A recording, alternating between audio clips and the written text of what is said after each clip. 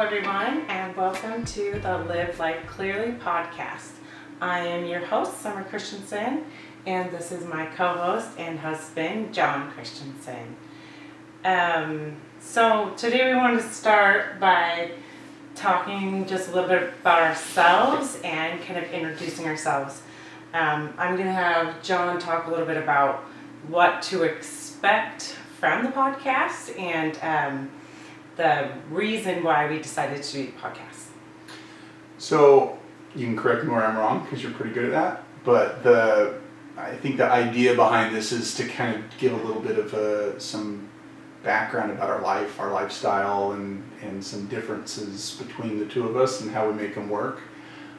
Summers has had ADHD most of her life, and I'm not that way as well, and so I think we have some differences between our person and personality, and we thought it would be a good thing to do to kind of talk about how we make that work, how we make it work with each other, some of the things we do to kind of make things happen. So I think you can kind of expect to hear some about our life, some about our lifestyle, the things we do, how we parent, what we do with our kids, our relationship with each other.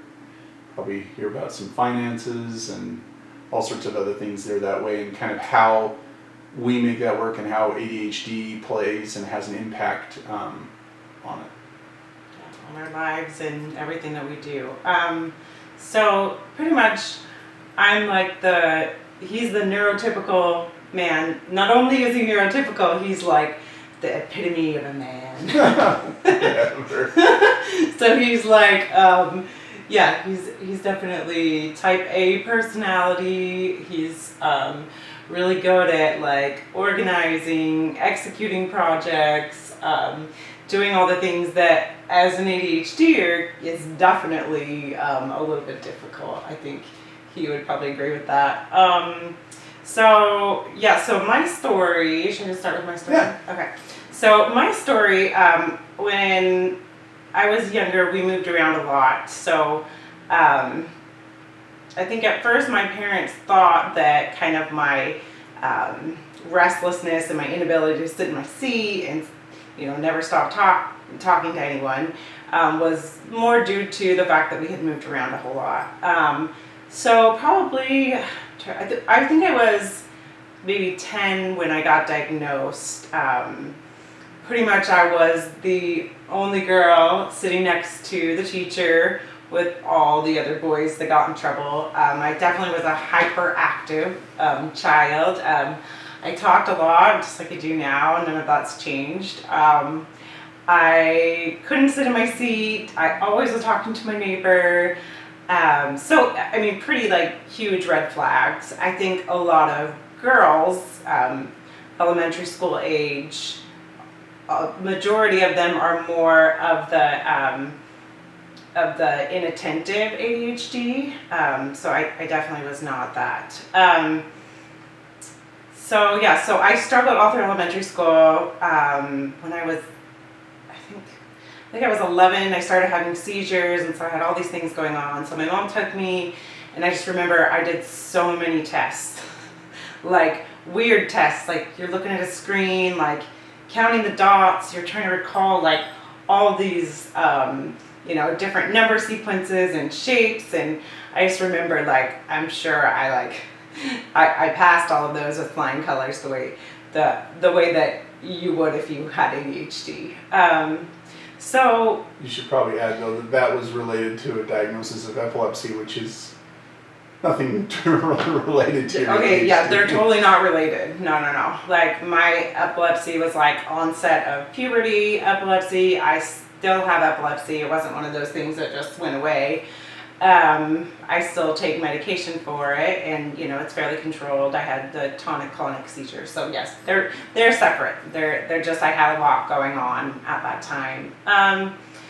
We did move around a lot. So we got into middle school, and I still struggled academically all through elementary school and through middle school and through high school pretty much. Nowadays we know a lot more about ADHD than we did then. We really didn't have all the information, and the teachers don't understand as much then. So Yeah, high school, middle school really is when my more sassy um, part of me came out. So I definitely had like behavioral issues.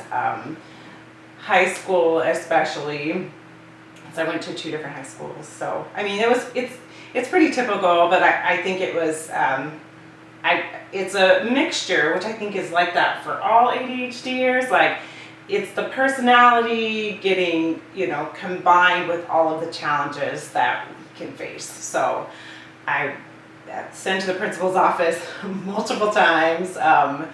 And yeah, I did a lot of things that I definitely, if I would have had more of an understanding and education, and perhaps for my parents too, that I probably would have been a little more successful.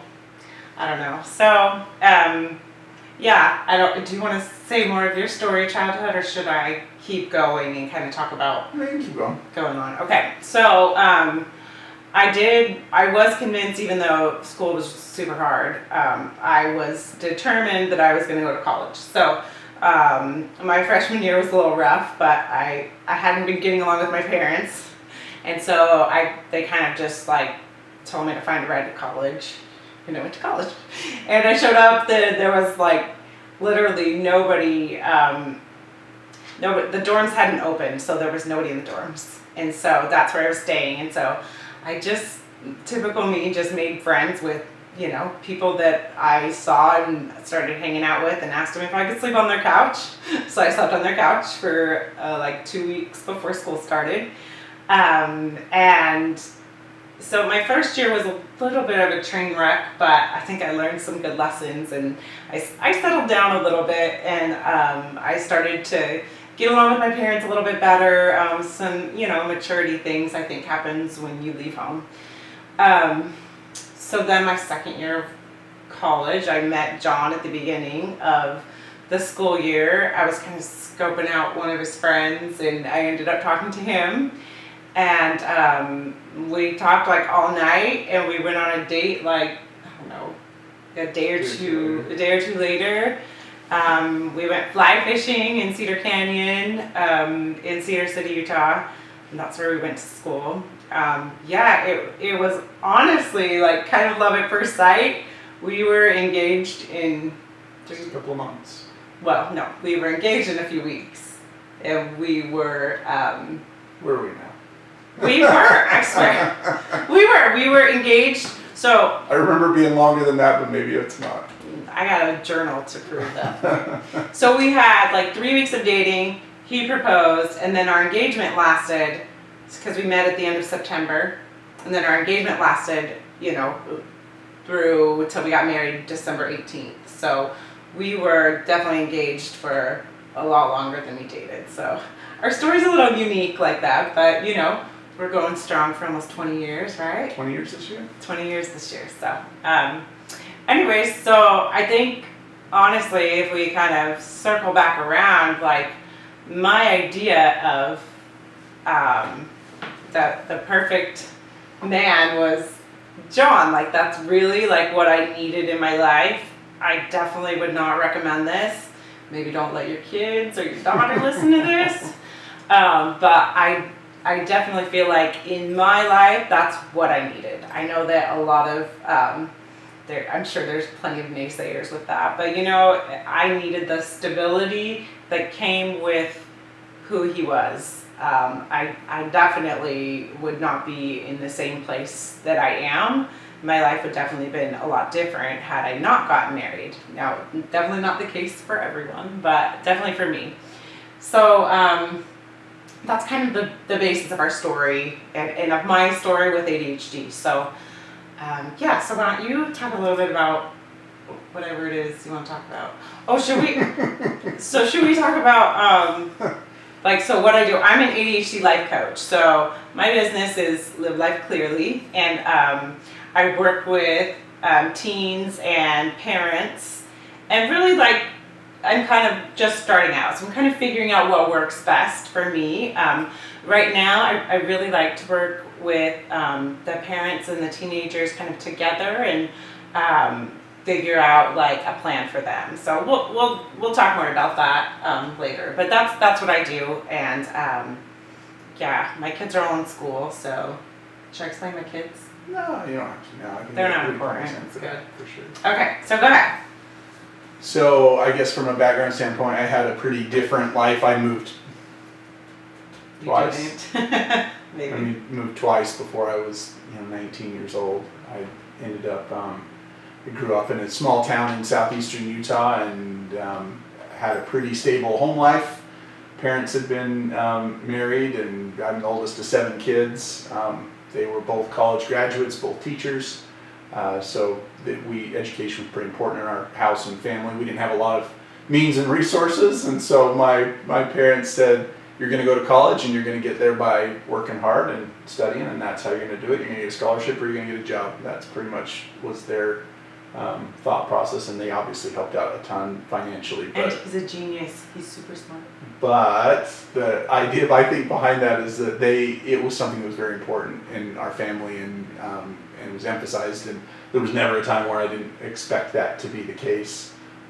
So school came fairly easily to me. I mean, not that I didn't have to work at it, but I think I figured out fairly quickly what it took from me on my part to do stuff, and as a consequence, I did real well in high school and did real well in college, and figured out from a fairly early on age what I wanted to do.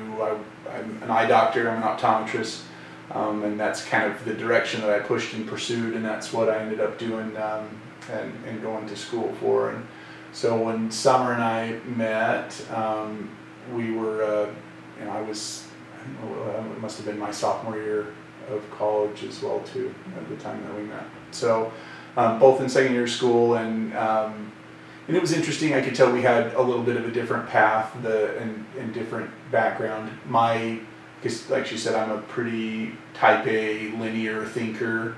I feel if you can outline something, you can kind of figure out what you're going to do and where it's going to go, and I have a pretty good ability, I think, to like lay out a path, decide that's the way I'm going, and figure out a way to get there. And if the way's not getting the way that I think it would be, I can figure out a way to get it there pretty quickly. So as a consequence to that, I knew exactly what it took me in school to succeed. I remember it bothered me early on hearing Summer talk about her not being smart. That concept, she used to say that all the time, and I used to get after her because it bothered me. And in my mind, I used to always equate it at that time period with being like a good kids, right? So, Yeah, we have to go pick up our kids in a second. so I used to always equate that with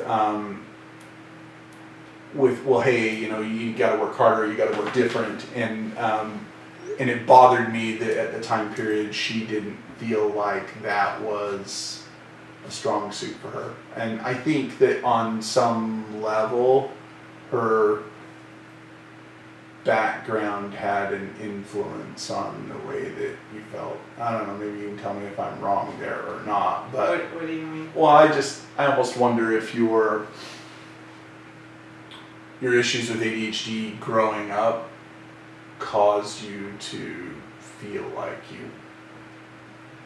you weren't as smart of a person at that time period. I know you don't feel that way now, but I think you did at the time that we were married. I at least used to say that. Yeah, no, definitely. I felt like, when you don't have a good understanding of who you are, especially as an adolescent growing up, I mean, those issues all kind of travel over into your life, and I definitely feel like it took me years to get to a point where I felt that